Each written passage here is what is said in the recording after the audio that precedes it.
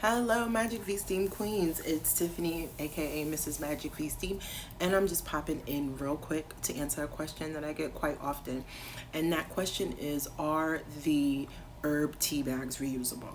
And they are, ladies, but they are only reusable if you don't steam over them. So we'll do a quick tutorial and we'll be back in a second.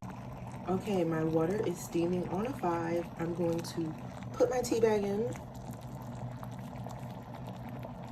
And I'm going to let that boil for about 2 to 3 minutes so that you are getting the most out of the herbs.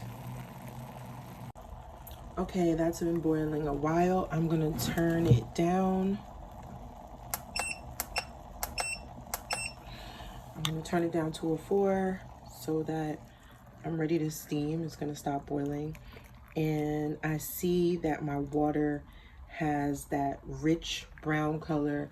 I'm gonna take my tea bag and I'm going to put it in a Ziploc bag so that I could put it in the freezer.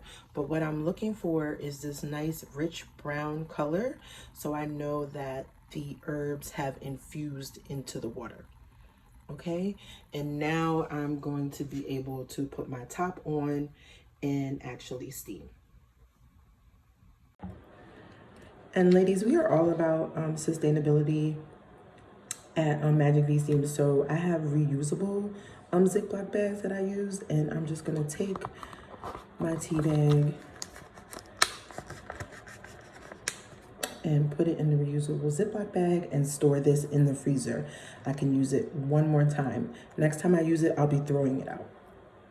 So you've seen it. It's quick, it's easy to do. Just make sure that you have your Ziploc storage bag, freezer bag handy so that you're not setting your tea bag down on something where it can get contaminated, because that's the only issue. You do not want any type of cross-contamination between your water, your herb bag, or yourself.